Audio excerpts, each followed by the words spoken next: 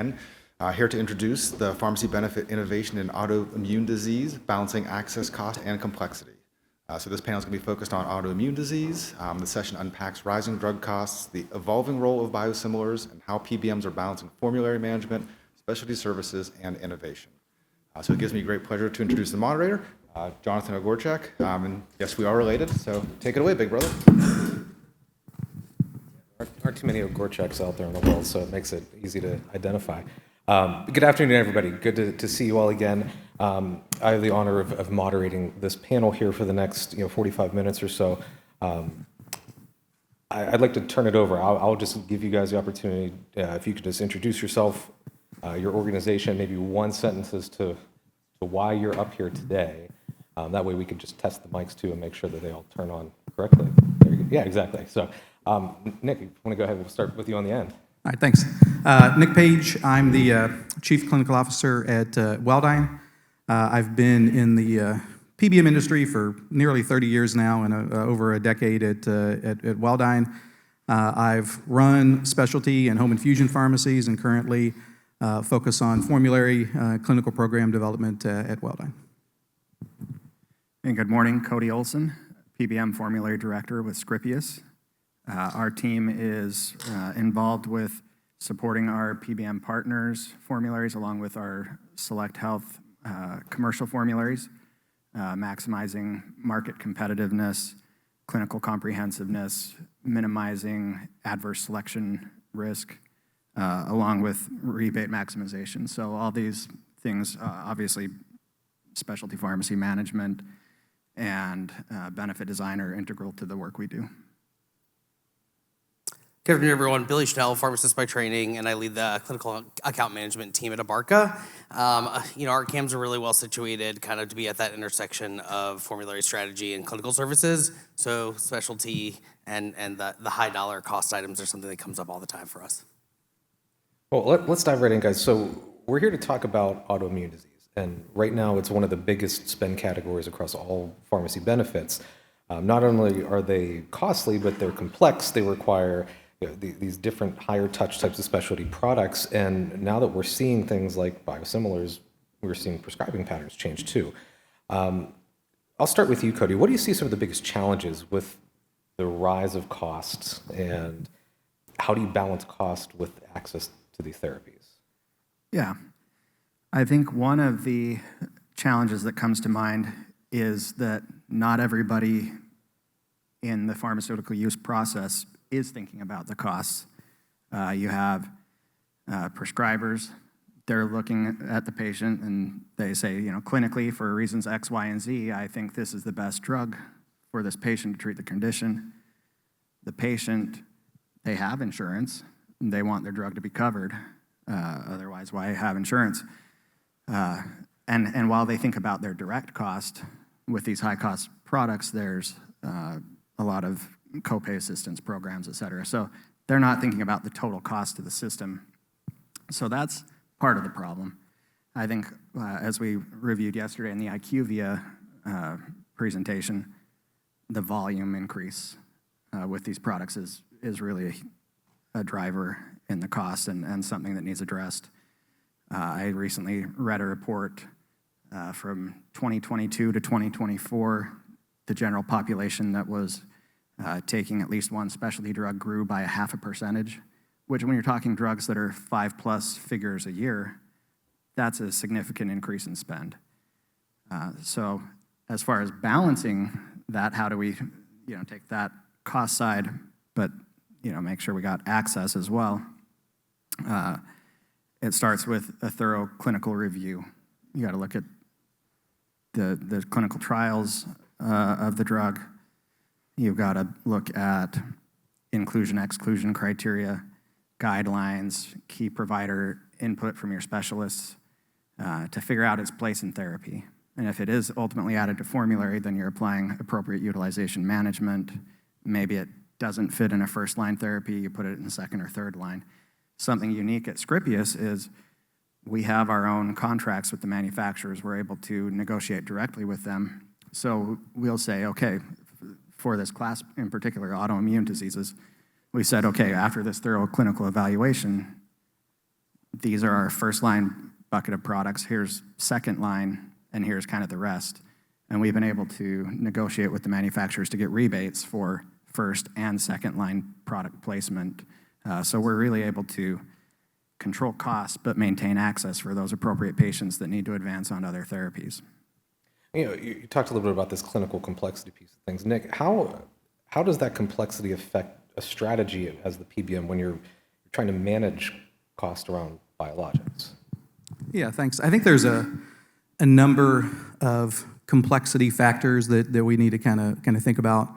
Number one is many of the drugs have multiple indications, and not every drug has all the exact same indications. So there's complexity around that. So, we've kind of had an indication-based formulary approach for a while. So I think that's kind of one of the things that you need to take into consideration.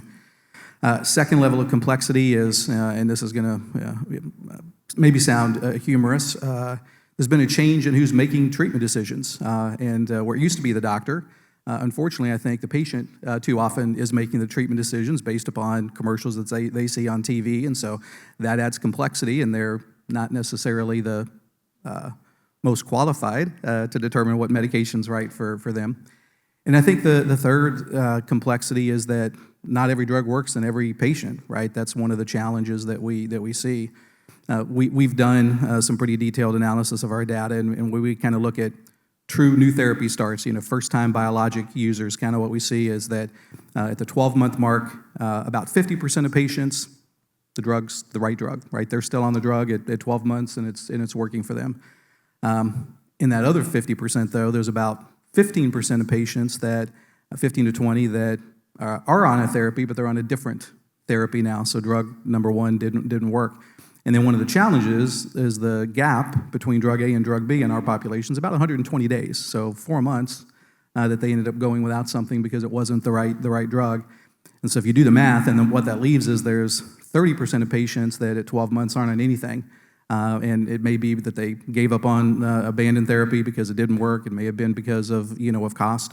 But I think what we're seeing in healthcare today, and the complexity and the time it takes to get in to see a specialist, sometimes it's just they're waiting, their turn to kind of get back in to be able to see their doctor. So those are some of the complexity things that we're trying to kind of deal with and have to think about. That's definitely the case, and we see that a lot at our practice too, especially like the waiting piece of things, just to be seen to have that next script written so you could start whatever that next piece is in the process. Billy, I'm going to hand it over to you. So how do you balance the needs of the specialty pharmacy side of things with affordability? So for us, Barca doesn't have a dispensing entity, so we do have a specialty network that we rely on, and we choose those partners very carefully to be kind of that frontline ambassador for the affordability component, especially when it comes to the patient's copays. So we choose partners that not only will help with the copay assistance, but they may also be familiar with how to sign someone up for foundation assistance, for secondary Medicare coverage, things like that, and grants. So relying on that kind of network, and then also formulary design. So trying to either, when there's a generic maybe in a specialty category, maybe offering that without a PA or a $0 cost share to drive kind of that utilization to that side. Well, I think it's a point well taken. It's kind of going to move us into our next topic about biosimilars. I remember sitting at a conference like this, almost in pharmacy school years ago, and somebody was sitting in a chair like that, and hey, biosimilars are the wave of the future. That was almost 20 years ago now. Would you believe Samsung was making one? Yeah, exactly. A TV and a biosimilar. Yeah, and it hasn't really taken off the way that everybody anticipated to at this point. And the promise is there that it's going to reduce costs. It's going to make it easier to access because it's more broadly available. But whether it's the prescriber side, whether it's the patient side, there's been this mixed response, and there's this gap that we've seen. So I'll start with you, Billy. How does a Barca look at adding a biosim to formulary, and are you seeing any results with that? Yeah, so we manage the lowest net cost. So we're constantly looking at the reference product and then the biosimilars that come out. We have a little bit of a challenge being that we service, Puerto Rico, and sometimes there is some inavailability of products. So we have to ensure that there is market share and they're actually going to be able to supply the drug on the island. once we get to that point, then we're also looking at, is it lowest net cost plus or minus maybe manufacturer assistance dollars that are available too, right? There's a lot of components other than the rebate. But we do try to manage the lowest net cost. And then, one of the things that we are seeing with health plans is as the kind of balance between the reference products and the biosimilars gets close to par, is it a smarter idea to kind of push that biosimilar first to get your kind of population in that right sweet spot so that when that kind of financial, market shifts, then you're kind of in the right place and you have your biosimilar there. We also have some interchangeability issues. So, normally I would say you also want to consider interchangeability status. There are some very different laws in Puerto Rico for that. So those are just some of the things that we take into account. And we are seeing results with it. No, that's good. Yes. Good to hear. Yeah, Cody, I'm going to ask you the same question. Like, what factors do you weigh on when you're looking at including a biosimilar as part of your decision process? Yeah, thank you. Unlike Billy, we don't have any current business in Puerto Rico, but he did touch on a lot of the things that we take into consideration. I'm going to start generally and then mention a few specific factors that we weigh. But broadly, we like to look for more than one preferred product when we're adding a biosimilar molecule. This is for several reasons. It offers the specialty pharmacy some choice if there's a drug that's better for them as far as net cost or availability. Shortages, helps with shortages if one of them goes on back order. It allows for some provider choice and patient choice. And additionally, if a patient has like an adverse reaction to one of the inactive ingredients, they've got yet another choice in that molecule still. As far as some of the specific factors that we also weigh is interchangeability, as Billy mentioned. If it can be changed at the point at the pharmacy without having to get a new prescription from the provider, that reduces that disruption wait time. So that's a big piece. More effective pull-through. We look at cost. We look at rebate availability, so that net cost perspective. We look at distribution. Is it available to our specialty pharmacy partners in the network, or is it locked down to some limited distribution location? And then something that's become increasingly important as well as patient assistance. Is there adequate patient assistance for most of our members to get through the year? What you don't want to happen is them to get partway through the year and all of a sudden, even though these are cheaper than the brand reference products, they're still expensive drugs. They get partway through the year, they've exhausted the cap on the copay assistance, and they're left with a large member responsibility. And then what might they do? They might switch to a Skyrizi or Rinvoq or whatever, and then that has a lot of patient assistance, and they're not going to come back to that biosimilar. You've burned your chance. So you want to make sure they have adequate assistance to get through the year. Yeah, well, Nick, I'll hand it over to you. Just looking at it from that biosimilar perspective, you have all these patients that have been on reference biologics forever. And now that these options are available to have maybe interchangeable biosimilarity, like how do you look at transitioning those patients from one to the other without disrupting status quo of where they are in their care continuum?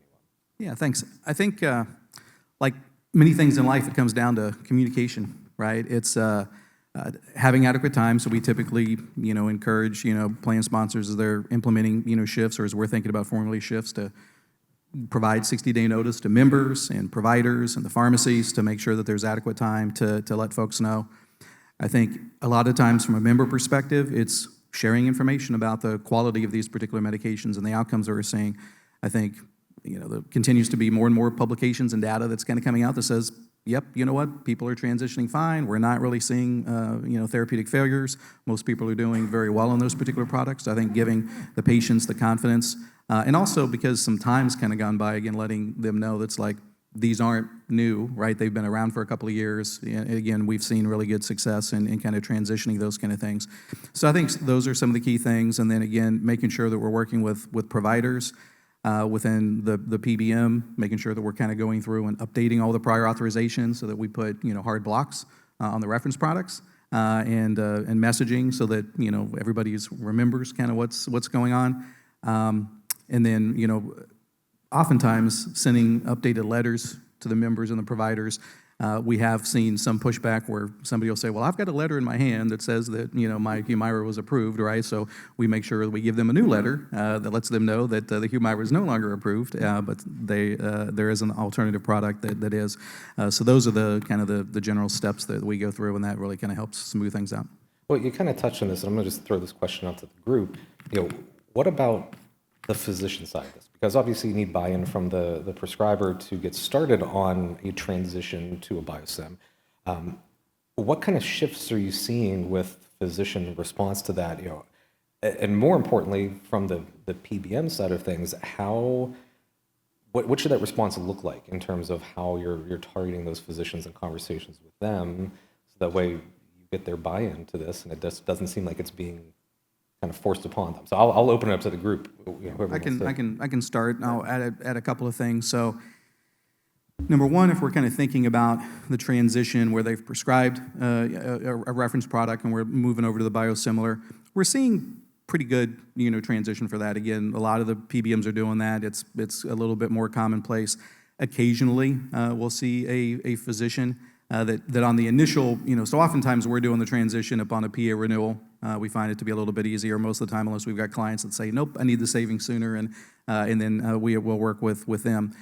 So in those situations, oftentimes the physician will complete a prior authorization that says, yep, the patient's doing great, I would like to renew the Humira, and then all of a sudden, occasionally, it's not often, but they'll not want to change to the biosimilar when we tell them, and then all of a sudden, they're saying, oh, well, they're not responding well to therapy. It's like, well, I'm going to call your bluff on that one, and we're not going to approve this alternative kind of medication at this particular point. And sometimes we'll educate members about the risk of changing products if something is working well, because again, not every patient responds, to the alternative that they might change it to. So I think that's one thing. The other thing that we're kind of seeing from physicians, though, where I think we need to focus education, is that we're not. We're seeing a significant decrease, and I'm not. I think everybody's kind of seeing in the data. Scott Biggs talked about it, yesterday. There's been a huge increase in prescribing of Skyrizi and Rinvoq and Taltz, and I don't think all of the decrease in Humira is because of shifting over to the biosimilars. There's just a lot less total adalimumab prescriptions that are available, today. And so when we kind of looked at Q2 data as it kind of closed out, and only 30% of true new first-time biologic users were prescribed a drug that was available as a biosimilar.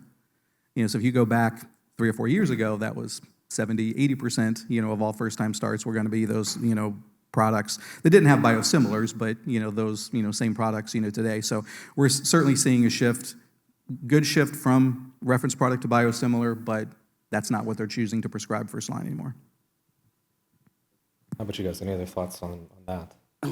I would just say we have an academic detailing team that will actually go to providers' offices and pharmacies, and obviously being in Puerto Rico, it's a smaller, kind of geographic area to cover. One thing to Nick's point, I like the idea of doing the switch at the time of the PA renewal.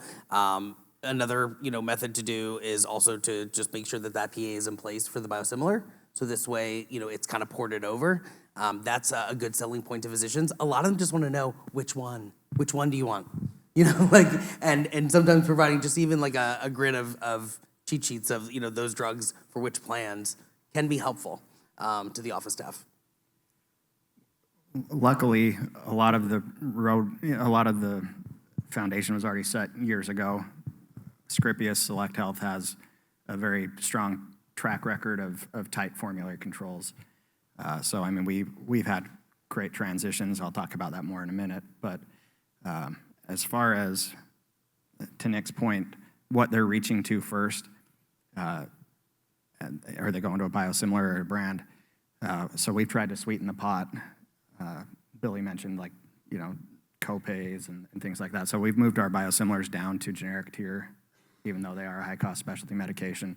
We allow greater flexibility in dosing as well, right? If a patient is mostly controlled, say on their biosimilar Stelara, and they can safely push their dose a little bit or decrease their dosing frequency, then maybe they're going to get controlled to stay on that drug longer term. So incentivizing, finding ways to sweeten the pot there. Interesting. Okay. And I think, too, will throw out, it seems like, at least in our practice, ever since the guidelines updated, and ACR came behind and said, "Yep, this is cool now. You can actually write for biosims." And for a while, there was just this aversion to that. I think that getting some of that buy-in too, we've seen a shift in prescribing in certain cases. No, Cody, you mentioned about high-cost specialty med, and that's always a consideration just looking across any portfolio of specialty type of product. Those services that are being offered alongside these biologics really help with the overall care of what's going on with that patient, but aligning those extra services with the benefit can be a little bit of a challenge. So, Nick, how do you approach the formulary piece of this? Because trying to get patients on these biologics, but then also preserving some access from the distribution, especially pharmacy side of things. Yeah, I think you really kind of need to think about it as both a formulary and a utilization management, type approach. Because from a formulary approach, again, for a number of years, because of the different, indications, oftentimes there's multiple products for a particular indication. You can build a formulary to make sure, as Cody was kind of talking about, tier one, first line, second line kind of agents, really kind of thinking through that. But I think if you want to realize the true value and savings associated with the biosimilars, it needs to be more than just a formulary, approach, unless the only thing on your formulary is going to be biologic products, right? I mean, if you take that approach, but if you want that broad, availability, you need to layer on, utilization management, particularly as we, think about the fact that, doctors are potentially moving away from those particular products.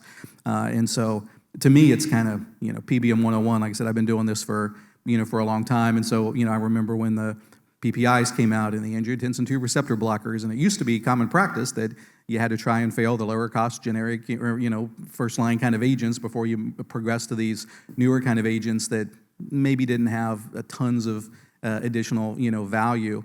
And I think, even as we think about some of these newer agents and more stringent criteria from the FDA, when we look at discontinuation rates, so it's one thing to say, so I mentioned earlier, 50% of patients are on the same drug at 12 months. We kind of subdivided that and looked at some of these newer agents like Skyrizi and Rinvoq, and it's like, did we see more patients that achieved success on the products? And we didn't. What we're seeing is, so while they're more expensive, we're not necessarily seeing more patients that get to goal on those kind of products, particularly when you're using a trial and error kind of approach. You're just kind of guessing at what the right drug is going to be. Yeah, Cody, I'll ask the same question. What types of things have you guys seen in terms of that whole specialty pharmacy services offering to try to drive some impact and utilization along that case? Yeah. So we at Scripius do have aligned integrated specialty and home care partners that we work with, and that allows us greater oversight and insight to customer member experience, delivery, turnaround times, costs, all of those types of things. Some of the impact that's had is, and this example that's coming to mind first is not necessarily in the autoimmune space, but new data came out that a drug that's a weight-based dose drug could be dosed off ideal body weight, and so we updated our criteria so that it's going to be dosed off ideal body weight in our coverage criteria. But for our current members, our specialty pharmacy partners, they have the relationship with the patient and with the provider. So we use them to pull through this effort to switch these patients to ideal body weight dosing. No adverse outcomes among that patient population, and a savings of $300,000 a year.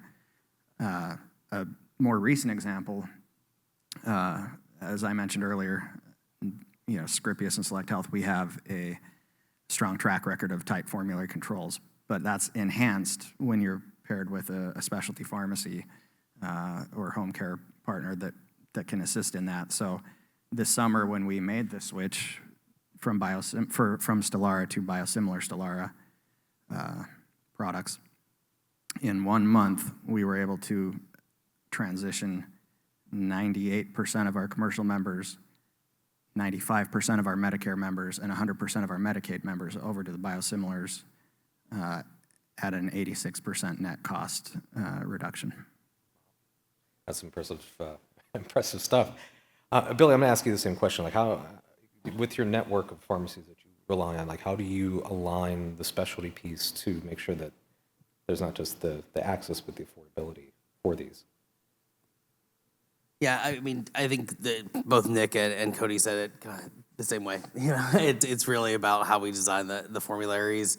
I think one thing, though, I would add about the wraparound services from the specialty pharmacy is, you know, sometimes we're isolating and only looking at one condition, but yet that condition is autoimmune, right? And so, like, are we looking at, are these patients obese? You know, are there other, you know, comorbidities that are kind of like all wrapping into this disease state? And I think that's something that's going to be coming out. You know, the evidence is going to be evolving over time, I think, both in cancer and in the autoimmune category, that we're going to start seeing those GLP-1s or, you know, weight loss and how obesity does that. And that's something that we're looking at with our health plans, like, is, you know, maybe should we look at, you know, members that are in the autoimmune space that maybe also have obesity and target them for like a high rate intervention. Yeah, you mentioned targeting. Again, I'll open this to the whole group. When you think of targeted approaches, you know, this concept of precision medicine or predictive analytics and tools to get the right drug for the right patient just based on them as an N of one. Have you seen anything that works in terms of helping to reduce some waste, maybe improve first-line success so you're not having to try and fail? Are there any things that you've seen that have worked? Yeah, I can talk a little bit about that, start off. So there are a couple of good advanced diagnostic tests that have become available. One for rheumatoid arthritis, which is called Prism-RA by a laboratory called Cypher. And then in the psoriasis space, Mindera is the company that has a test called MindPX. And the data has been, you know, very, very interesting to help predict who's going to respond. Some of the tests are a little bit better. One of them has a very high negative predictive value, indicating, meaning that, you know, in RA, it's going to tell you that, yep, this particular class of drugs is likely not to work, type of thing. So at least, you know, it helps kind of roll out that. In the in the psoriasis kind of test, it has more positive predictive value in that it will let you know which or multiple therapeutic mechanisms of action. So they're more mechanism of action related versus medication related. And so as we kind of think about our biosimilar strategy, we often combine it with precision medicine and give physicians, you know, flexibility and kind of say, there is some testing out there that can kind of help predict. And we spend a lot of time educating members about that and trying to get their interest and buy-in. And so again, when we kind of let members know that, you know, if the doctor guesses, there's a 50% chance that it's going to work, and there's a 50% chance that 6 to 12 months may go by before you start to get on the right drug and start to see symptomatic, you know, improvement. So, you know, while the physicians are continuing to be educated and get adoption and ACR guidelines kind of coming along saying, hey, you know, where do these tests fit, you know, in therapy, it is an opportunity. So, you know, the simple phrase that I like to, you know, kind of share with the doctors, if you're going to guess with a biosimilar. Otherwise, do a precision medicine test and let's, you know, get on the right drug the first time. So. What about you guys? Do you see anything in terms of that better predictiveness that's available that you've tried that may or may not work? I mean, I think the sky is really the limit here. You know, if you're able to identify patient populations that are going to need treated, figure out what therapies they'll respond best to, taking into account clinical and non-clinical social determinants of health aspects, and then I actually. And then communicating those options with the member and with the provider. But I see these things enhanced as well if they're paired with tools that are currently being developed or already rolled out, like real-time pharmacy benefit, right? If you can say, here's what you're going to respond best to. Additionally, at the point of prescribing, they can see what their cost is going to be, things like that. That empowers them to make that choice and hopefully get on the right therapy initially and stay on it. No, just keeping an eye on the clock here. I know that they wanted us to have some time for like rapid fire, you know, ask you anything types of things. I'm going to mention for the group here, we are going to open up the mics for Q&A. So if you think of anything that we don't ask here in the next couple of minutes, we'll invite you to come and bring some questions to the panel. But I'm just going to throw these questions out to the group. And again, whoever feels like grabbing the mic and answering, what are some things that could be done right now today that, from the PBM perspective, just to improve some of the access to not just the biosims, but the other therapies and manage cost at the same time? Streamline the PA process, using the, EMR data, like come up, that kind of integration, where you could auto adjudicate PAs, which is happening in some PBMs, and we're looking at it too with some of our partners. But I think that really also gets buy-in with the prescribers, because, then you're doing it the most efficient way. And I think that would be helpful. Yeah, that's a great point, Billy. And I think the other piece that dovetails into that is if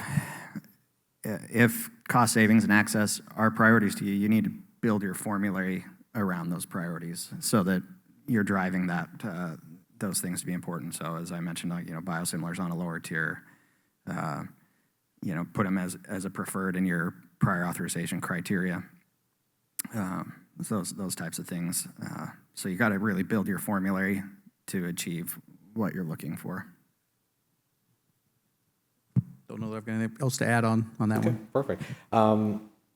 We already talked about biosimilars. Do we see anything evolving more in terms of where we are 5 years from now? Are you kind of seeing any more trends as though it's going to be higher utilization of biosimilars, or do you think that some of these newer agents are just because that patient choice piece of things you mentioned earlier? You see a commercial when you're watching Thursday night football, hanging out at the sports book over there, and next thing you know, they want to get started on Rinvoq. Like, is direct-to-consumer going to be an impact for biosimilar use, or what are some of your thoughts that you see?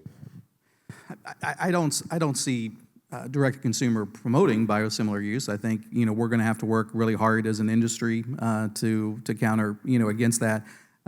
Sitting in on the session earlier this morning on obesity and cardiometabolic kind of disease, and kind of listening to to the conversations, is like, well, just make it easy. Let's automate it. Let's streamline kind of the same things. It's like, well, if the doctors were making the decisions, right, then maybe that would kind of work. But when we see 50% of denials in certain drug classes being used, kind of off-label, I do think that the direct-to-consumer, the impact of social media, on all those kind of things is certainly, impacting it.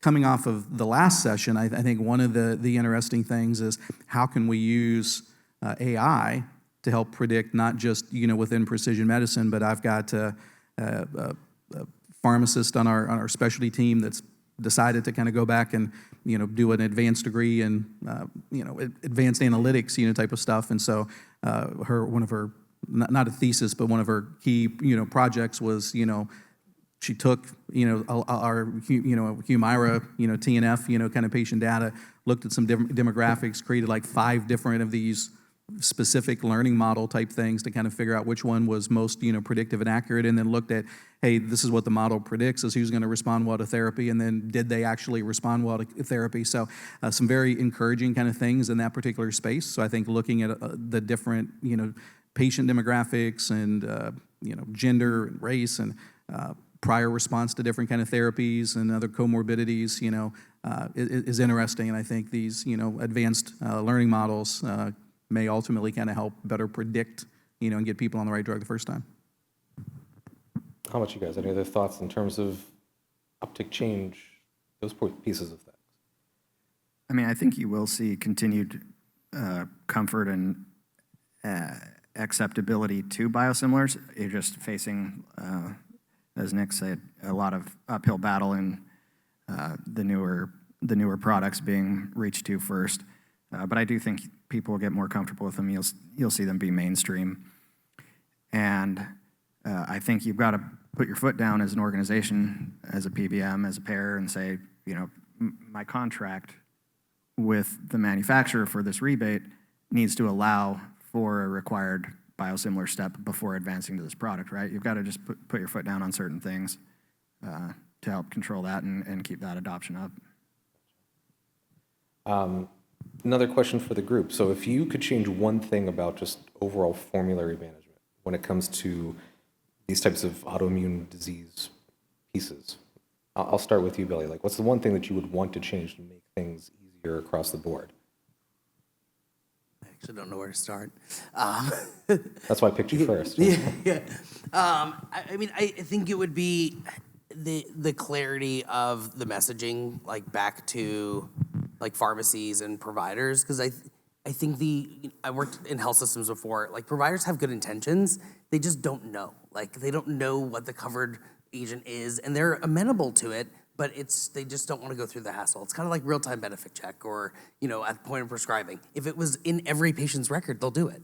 But if it's on every other one, they're not going to, right? Like, and it's just kind of getting everyone, I think, to align on how the industry actually works, because I think everyone does have really good intentions.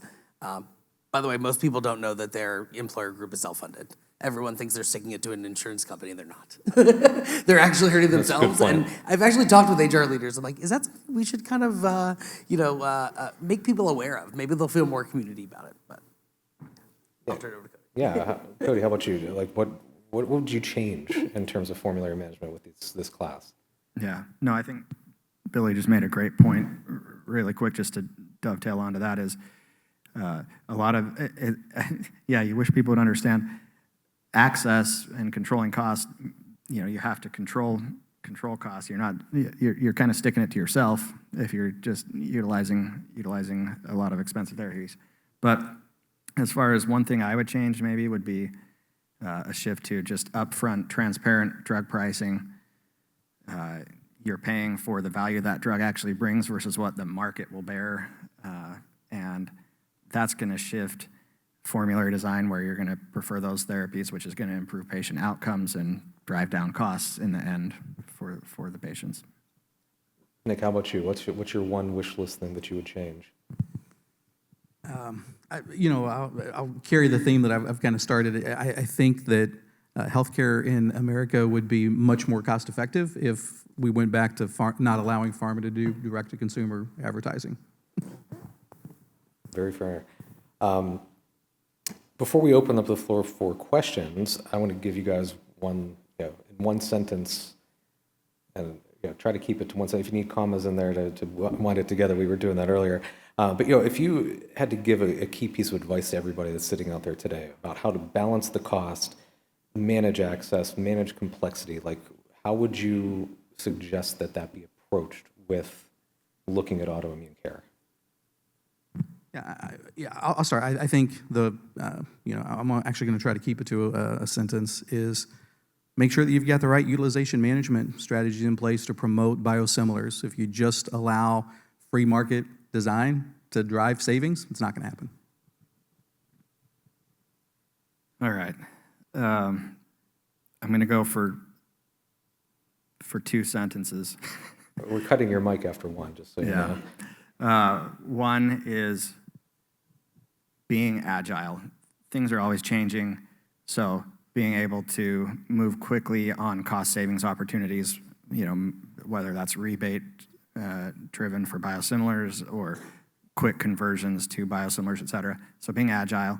And then I think the other piece is a total shift in mindset and services, and the way we're approaching things is to become more relational and less transactional. One sentence. Be proactive and over-communicate. Okay. So with that, we're going to take a minute, open up the floor for questions. Who out there has some questions for the panel here today?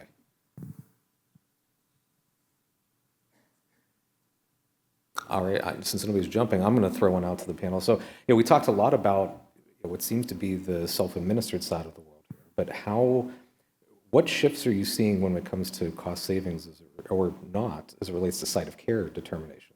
Are you trying to push people away from infused products just so you could be doing it cheaper at the home? Are you pushing them away from AIC? Like, what are you seeing site of care?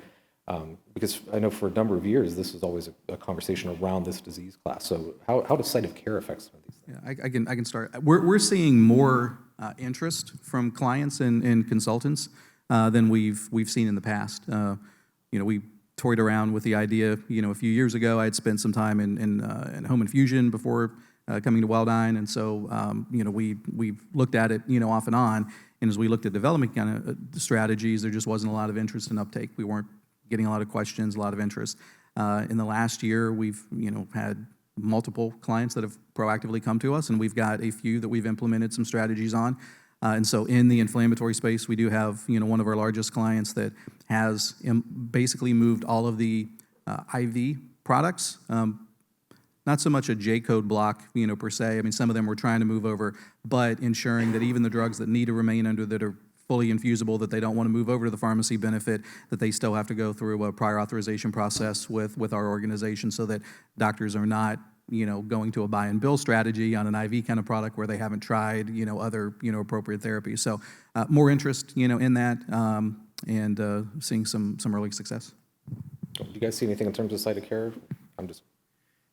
It's definitely something that we address and look at. We manage the whole benefit, so for a large portion of our population.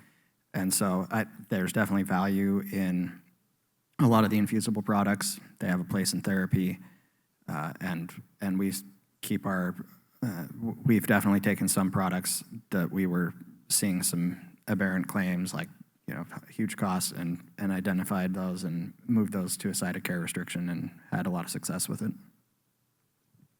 And I would just echo what Nick said, that we're seeing the same thing, like the movement is finally picking up, because I think we're looking at every kind of last dollar. We're scraping everything we can for savings for our clients, especially, in the Puerto Rico space where the block grants, especially for Medicaid, are not the same as states. So. Gotcha. Okay, I'm not seeing anybody walk up to the microphones. Last call for Q&A for this panel. So I'll take that as a no. I'd like to thank the three of you for coming today with your insights. I really, really appreciate it. I've learned a lot from you guys too. So let's give them a round of applause to thank them for being a part of this panel today.